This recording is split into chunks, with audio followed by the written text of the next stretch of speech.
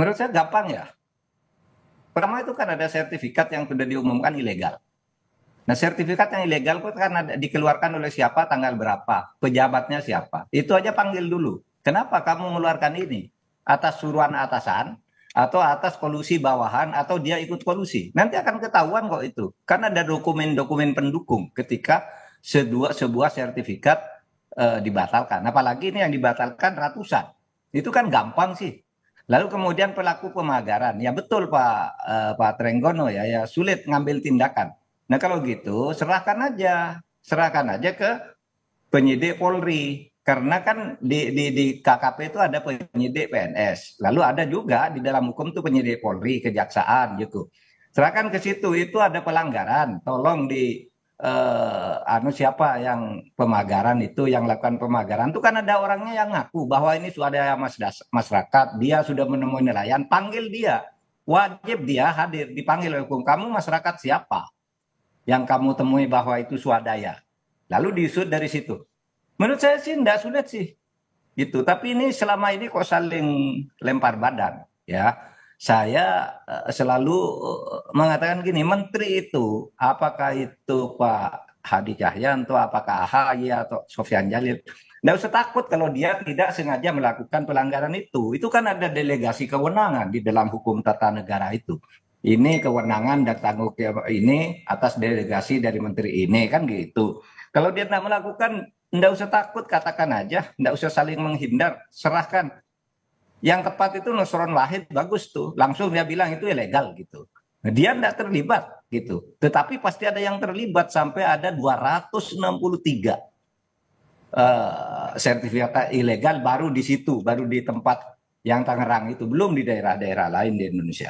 Nah kalau kita mau tertib dan mau aman negara ini, ya ini supaya ditindaklanjuti secara hukum pidana gitu, bukan teknis administrasi. Teknis administrasi terebutan semua datang ke pemagaran itu, ada yang ingin memaki-maki, ada yang langsung membongkar rame-rame gitu. Dulunya enggak ada yang mau gitu, baru sesudah presiden memerintahkan lalu rame-rame gitu. Apa perlunya begitu? Sebenarnya satu institusi aja, Prof, asal tapi efektif gitu dari Cindy. polisi, oke, Prof, tapi kan polisi bilang masih menunggu investigasi dulu dari KKP. Emang harus birokrasi seperti itu atau sebenarnya polisi bisa langsung aja mengusut? Bisa begini, di dalam KUHP itu disebut penyidik utama itu adalah Polri. Lalu PPNS itu adalah penyidik pembantu. Oleh sebab itu ada kewajiban koordinasi. Nah kalau ini KKP-nya tidak segera memberitahu, Polri dong turun karena penyidik utama. Yang benar itu sekarang yang dilakukan oleh Kejaksaan Agung, meskipun mungkin terlambat seminggu lah ya.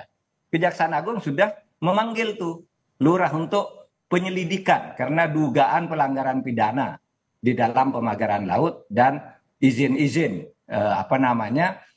pengkaplingan itu, izin-izin yang dilakukan untuk pemanfaatan laut.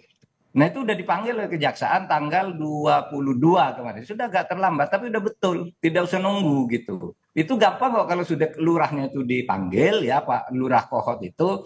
Kenapa kamu mengeluarkan itu, mana dokumennya, mana letter C-nya, dan seterusnya itu kan bisa dilacak. Apakah letter C itu baru dibuat, sesudah ada itu atau tidak. Itu sekarang teknologinya gampang kok. Membuktikannya gampang kok gitu. Tapi Prof, Jadi saya kira tidak usah saling melempar lah. Sekarang ini waktunya nih hukum pidananya ini baru ke teknis administrasi aja. Administrasi pun belum selesai, belum tuntas. Baru berapa katanya baru 50 yang dicabut Prof, atau kalau yang misalnya dibatalkan. sebenarnya untuk mengusut pidananya tinggal men-tracing siapa saja yang terlibat dalam penerbitan sertifikat. Tapi kenapa menurut Anda alot sekali untuk mengungkap dalangnya? Nah, karena tracing itu mungkin akan menyangkut dirinya bisa saja atau keluarganya. Kan banyak ya pejabat-pejabat itu yang kadangkala dirinya tidak tahu, keluarganya dapat, anaknya dapat, istrinya dapat, saudaranya dapat, gitu-gitu tuh mungkin takut terbongkar juga. Gitu bisa saja itu terjadi. Tapi apapun sikap untuk menyembunyikan itu adalah salah secara hukum. Itu merusak negara gitu. Kalau Anda merasa bersih ya serahkan aja, buka semua. Kasih tuh KKP, ATR, BTN, kasih ke polisi, kejaksaan, Pak, tolong ini nih, salah ini, tolong Bapak sidik gitu.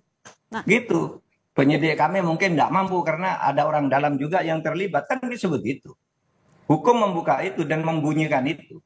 Saya ingin mengingatkan ya, hak guna bangunan di perairan laut, perairan pesisir itu sudah dilarang oleh Undang-Undang Nomor 1 Tahun 2014 sesuai dengan putusan MK Nomor 3 Tahun 2010.